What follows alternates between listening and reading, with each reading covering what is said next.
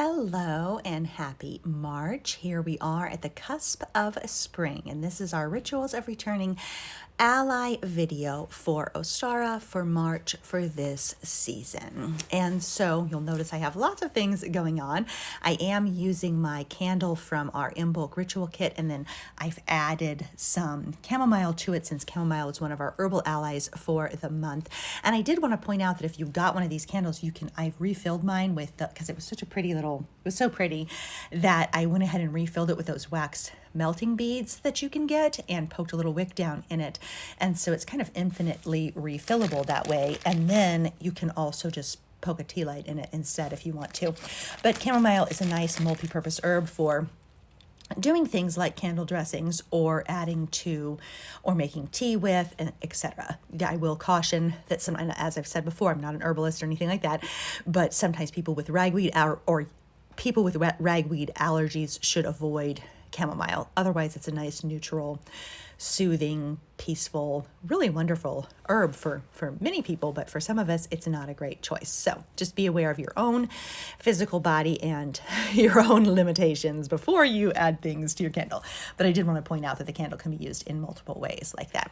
So anyway, back to our real purpose of this video, and that is this month we are celebrating Ostara, the spring equinox, on March 21st, or celebrated March 20th to 22nd, and really reminding you that it's a season and you can celebrate at the time that works for you. There's not rule keepers and gatekeepers here. There's an energy to the season, and you can celebrate in a time that works for you. Some people celebrate the astrological event when it's literally the astrological point of Ostara.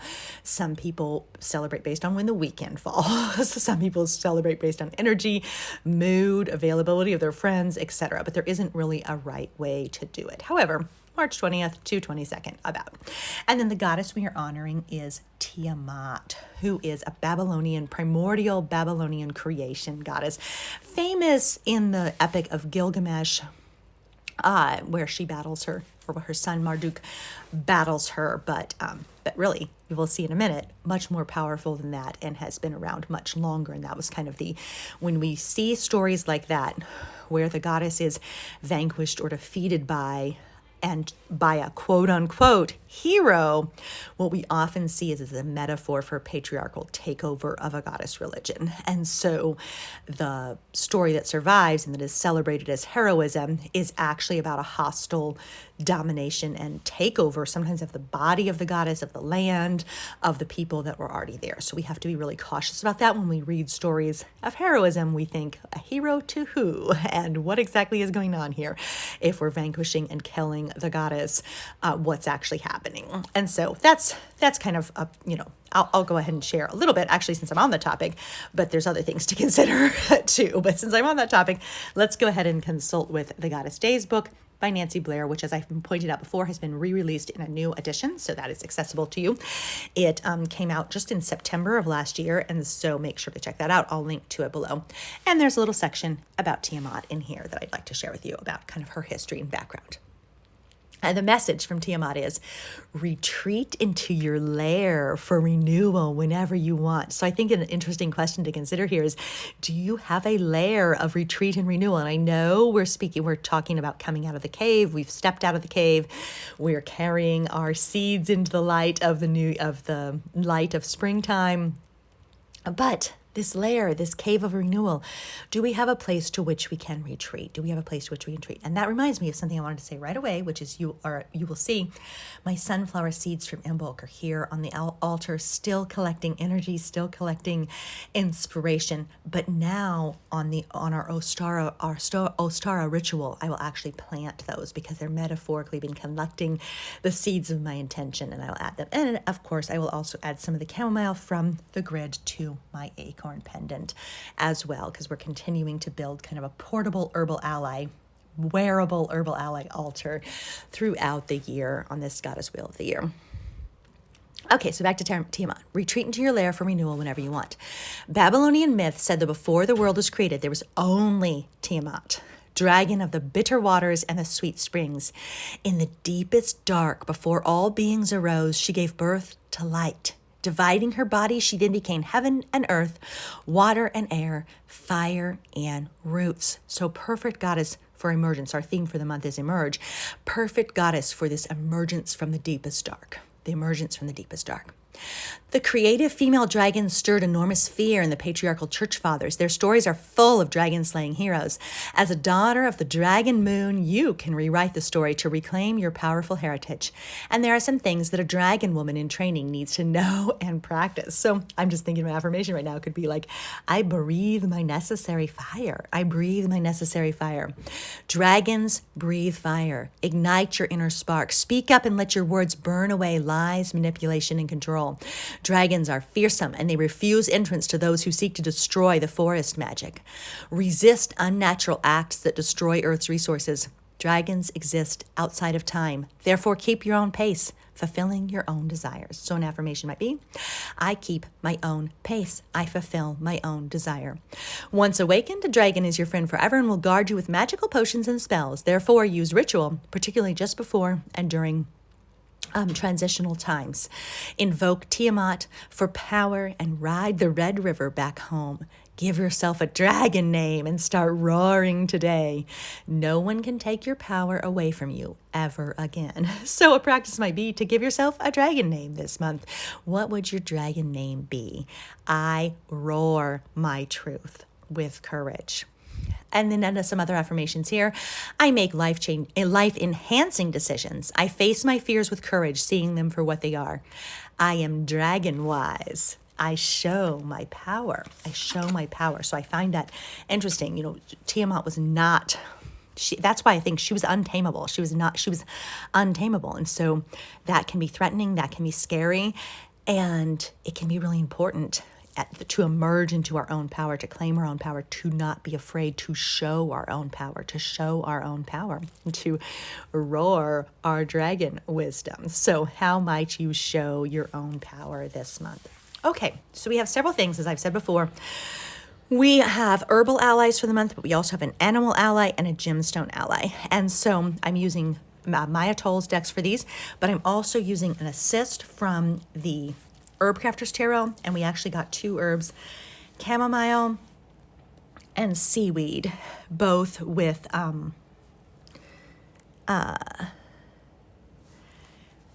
water elements. So the Hia of water for chamomile and the Curandera of water with seaweed.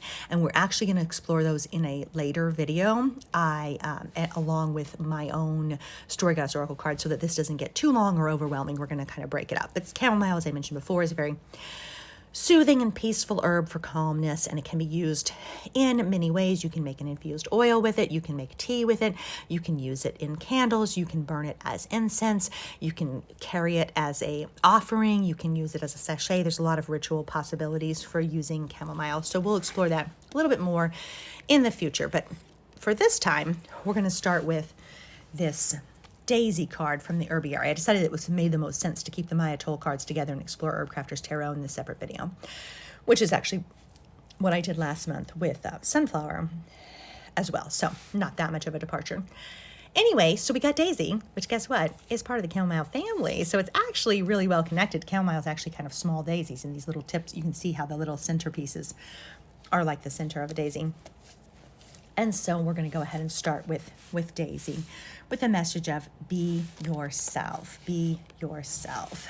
And so essentially, as the working herb, we're using chamomile, and then as one of the metaphorical message herbs, we're using Daisy. So Daisy comes from a huge family. Chamomile is one of her sisters, and these are among our greatest healers. Luckily, Daisy learned early that the best way to distinguish herself was to simply be herself. So despite her tomboy appearance and white petals that are often tatty or rumpled, and her status as the most common of medicines, she will heal a bruise and quiet inflammation.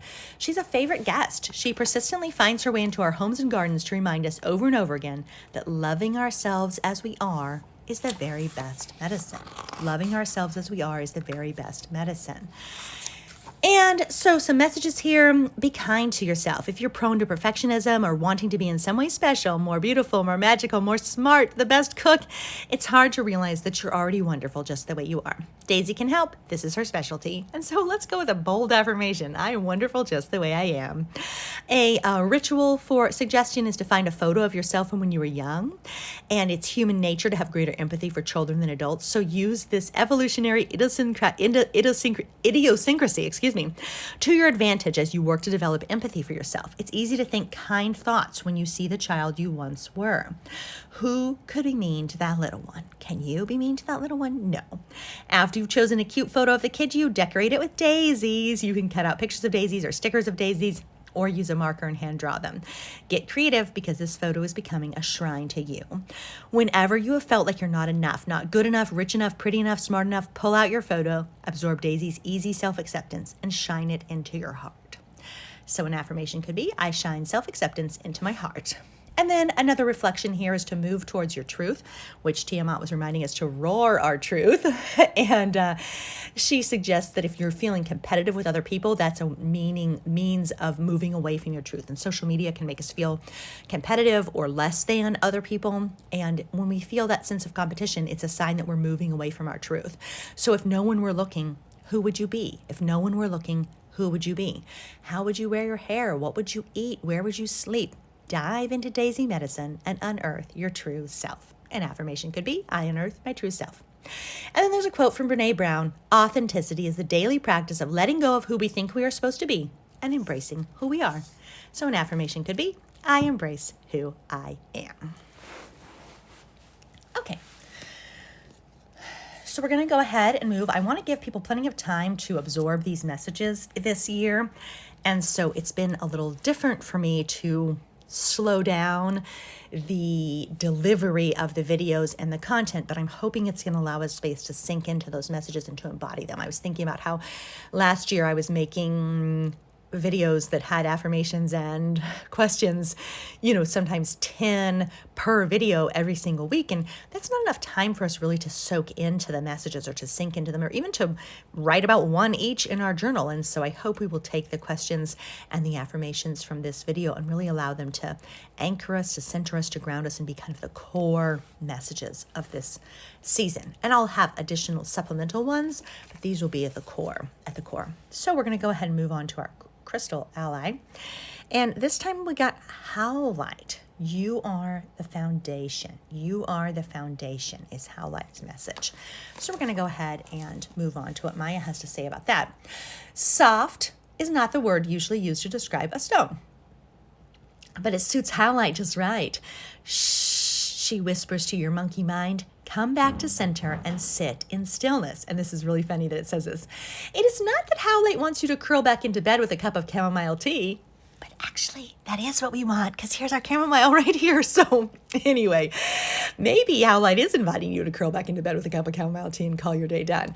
But really, Howlite knows that your projects and adventures, your conversations and relationships will slide into flow and synchronicity when you yourself are unruffled. You are the foundation. I talk a lot about being in devotion to your own life and returning to center. And that's not because you're going to become selfish and self-absorbed and not care about anybody else.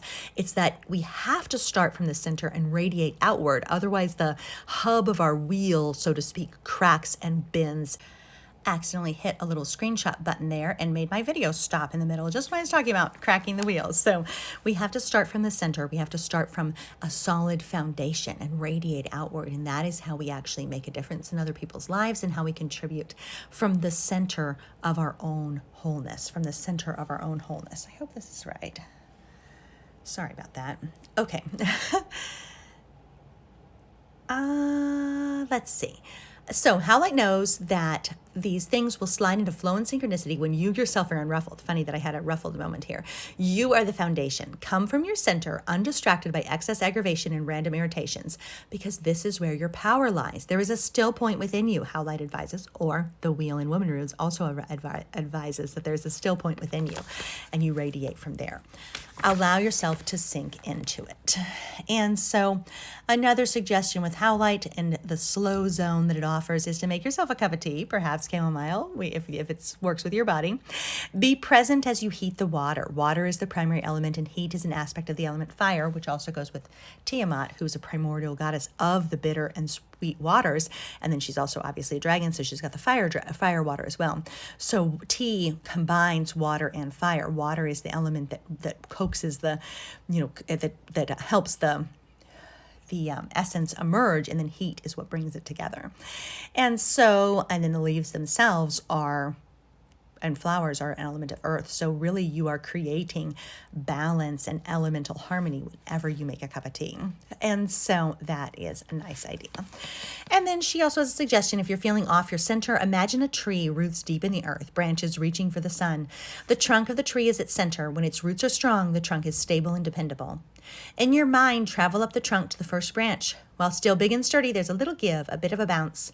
Now travel farther out the branch to a smaller twig. Notice the bounce and vibration. On the outer edge, even a slight breeze can throw you off balance. So that's how we can think of the center. The trunk is the center, and as you radiate outward, little bumps can make you bounce, basically, can throw you off balance. And this is a perfect thing to think about at this time of year with the equinox and this time of balance. And we'll see lots of messages about balance. And one of the things I always tell people is that balance in our lives is very often like tree pose in yoga, which is, it's not perfectly balanced. In tree pose in yoga, you're on one leg, which is not technically feels balanced, but in order to balance that way, you find your center and then you do not fall. So there's an asymmetrical balance possible when you find your center. If your mind is a tree, are most of your thoughts like the trunk, the branches, or the twigs? How does it feel to have trunk thoughts compared to twig thoughts? So think about trunk thoughts compared to twig thoughts. And then a quote from Louise Hay: when we create peace and harmony and balance in our minds, we will find it in our lives. We will find it in our lives. So I think I might actually be going to save the little frog, since this is a nice water connection. I'm going to save our animal ally for the next video as well. And our animal ally is the spring peeper, with the message: evolve into your next becoming. Evolve into your next becoming. So we will come back to spring peeper in the next video for a little bit more explanation of that animal ally for us. And then we're just going to close with Tiamat's poem, which is very short. Listen, I breathe my fire and ignite truth. I cannot be tamed. I am she who roars the world into being. So roar the world into being this month. Keep living your magic, everybody. Bye-bye.